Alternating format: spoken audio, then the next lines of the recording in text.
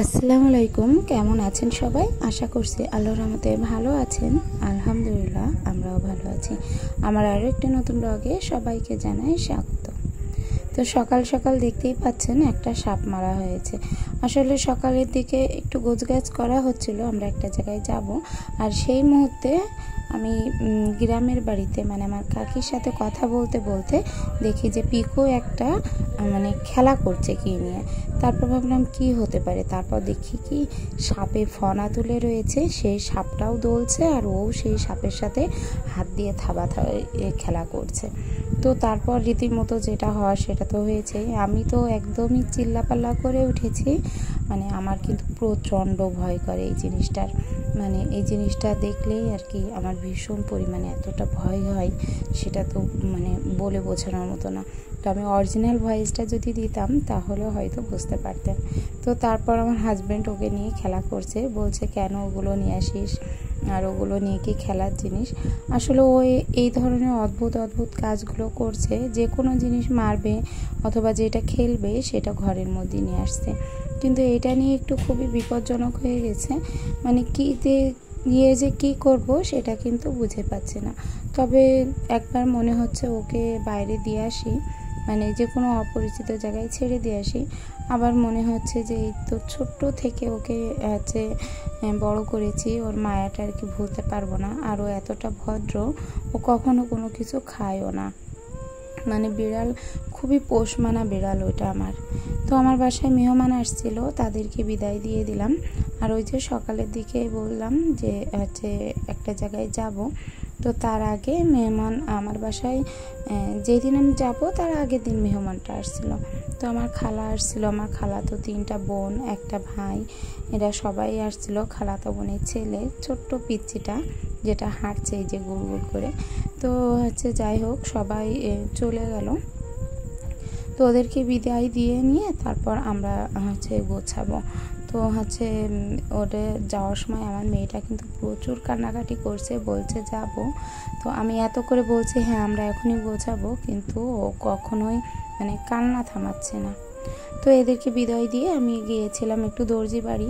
যেহেতু আমি নিজেও দর্জির কাজ করি, তো তবুও সব পরিস্থিতিতেই সব কাজ করা হয়ে ওঠে না। তো দর্জির কাছে গিয়েছিলাম, ব্লাউজ বানাতে দিয়েছিলাম গতকাল রাত্রে। তো আজকে সকালে হয়েছে কিনা সেটা আনতে যাচ্ছি।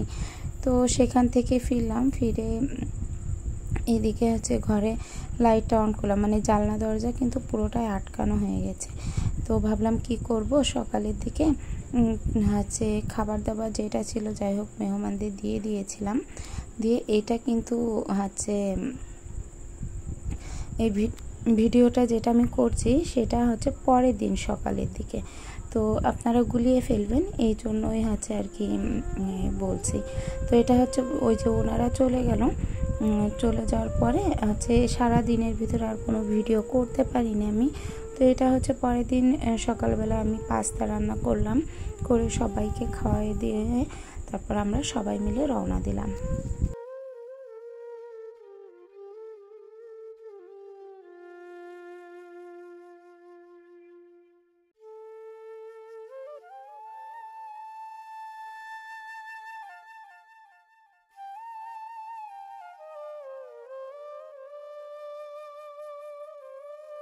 বাপের বাড়ি বলতে আমার এই জায়গাটায় এখনো পর্যন্ত টিকে আছে, জানি না কতটা দিন টিকে থাকবে, তবে যতদিন আছি ততদিন উপভোগ করার চেষ্টা করব।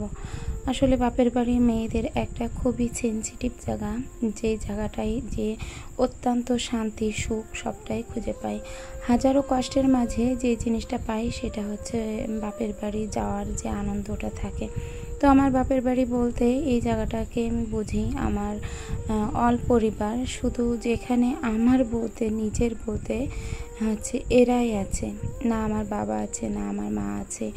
তো সব নিজের বলতে আমার কাকু কাকি, আমার বোনেরা, আমার ভাইয়েরা, সবাই আমার চাচাতো ভাই বোন, তবুও আপনের থেকে কোনো অংশে কম নয়।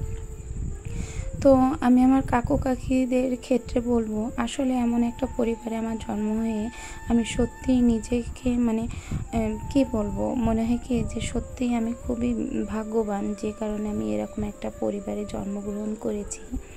তো এখানে আমার অনেকেই আছে যেখানে বাবা মা না থাকা সত্ত্বেও তাদের কোনো খোঁজখবর রাখে না, তবে আমার পরিবার কখনোই এমন না। যত অনুষ্ঠানই হোক না কেন সর্বপ্রথম আগে তারা আমার কথাটাই মনে রাখে যে আমাকে বলতে হবে। তো আমার কাকি তো অনেকবার ফোন দিয়েছে, আমার কাকি বলেছে তোকে আসতেই হবে। আলাদাভাবে আমার হাজব্যান্ডকে দাওয়াত করেছে, আমার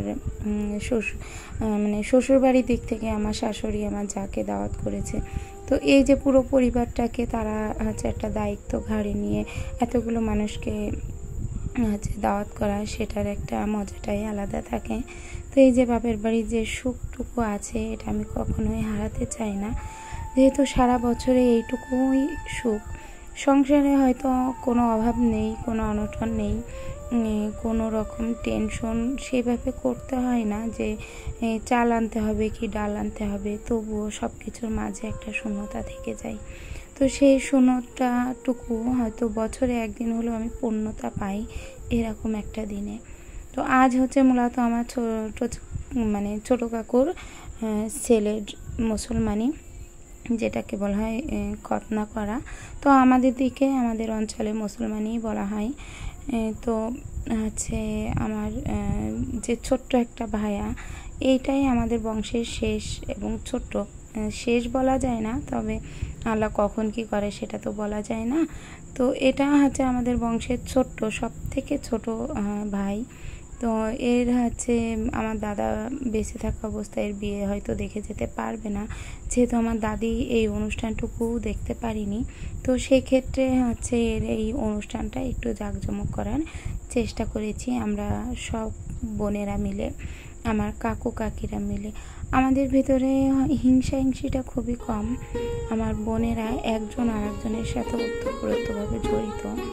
একজন বোন যদি রাগ করে আর একজন কিন্তু কখনোই রাগ করে থাকে না।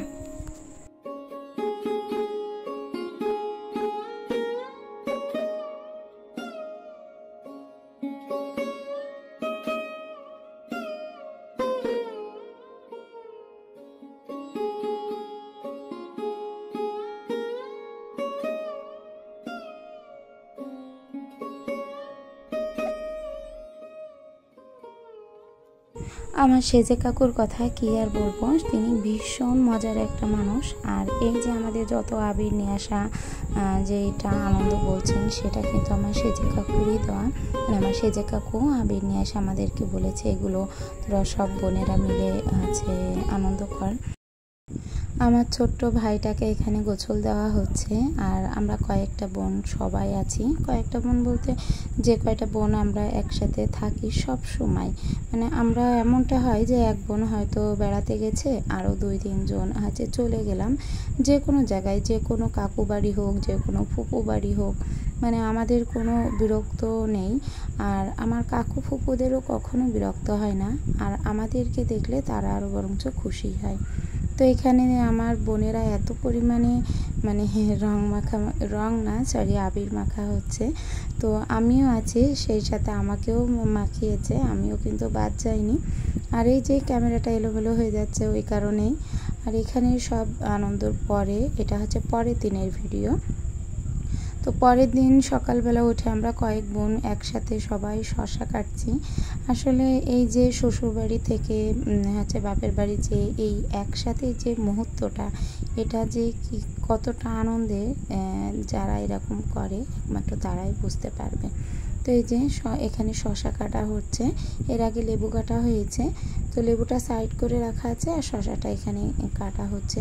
আর এই যে আমাদের 3 বোনের ছেলে মেয়ে, আমার মেয়ে, আমার আর একটা বোনে আমার বড় কাকুর মেয়ের মেয়ে, আর আমার সেজে ফুপুর মেয়ের ছেলে, আমাদের 3 বোনের ছেলে মেয়ে এখানে বসে আছে।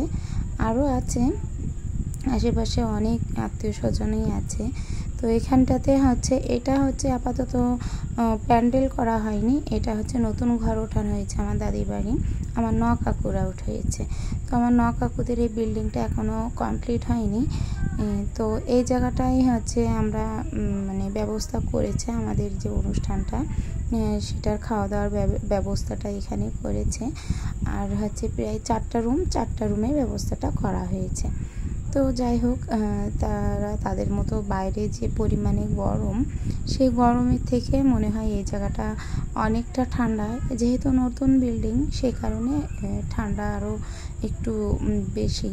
আর গ্রামে তো একটু বাতাস আছেই, আর এখন যে গরম পড়েছে তাতে কোনো জায়গাটাতেই মানে স্বস্তি পাওয়া যাচ্ছে না। তো সেই তুলনায় এই বাড়িটা অনেকটা ঠান্ডা। তো আমরা এখানে অনেক সবগুলো বোন, ফুপুরা, কাকুরা সবাই আছি, সবাই গল্প করছে, আনন্দ করছে। তারপরে এখানে এই যে ড্যাগে রান্না করা হচ্ছে, 2-3 ড্যাগ মতো। তো এখানে আমাদের মেনুতে ছিল খাসির মাংস, গরুর মাংস, মুরগির মাংস, আর ছিল সবজি আর ডালের চাক্কা। তো আমি খাবারের সময়টা ভিডিও করিনি, তার কারণ হচ্ছে আমাদের অনেক রিলেটিভ আছে, অনেক সম্মানীয় রিলেটিভরা আছে, যারা হয়তো ক্যামেরা দেখলে তাদের বিরক্ত হতে পারে। হয়তো সবাই ক্যামেরার সামনে কিন্তু অভ্যস্ত নয়, আর আমাদের পরিবারটা ওরকমও নয়। তো সেই কারণে আমি কেন তাদের বিরক্তির কারণ হব? আমি যেটা করি সেটা আমি করি, আমাদের বাড়ির সবার ভিতরে থাক, এটা বাইরের লোকের সামনে না যাওয়াটাই ভালো। আর আমরা যেই মুহূর্তে খাওয়া শুরু করেছিলাম সেই মুহূর্তেও কিন্তু আমাদের সামনে অনেক গেস্ট ছিল। তো সে কারণে আমাদের মেনুটাও আমি কিন্তু ক্যামেরা অন করে দেখাইনি। তো যাই হোক, আমার হাজবেন্ড গিয়েছিল শালিদের জন্য খেজুর পাড়তে। তো শালিরা সবাই বাহানা করেছিল খেজুর খাবে, তো উনি গাছে উঠে খেজুর পেড়ে তারপর ওনাদের জন্য নিয়ে আসছে। ততক্ষণে আমি তো বাসায় ছিলাম, আমি ওনার সাথে যাইনি। তো যতটুকু পেরেছে ততটুকু আমার জন্য একটু ভিডিও করে এনেছে। তো এই যে গ্রামের এই মুহূর্তটা আপনাদের কেমন লাগলো অবশ্যই কমেন্ট করে জানাবেন।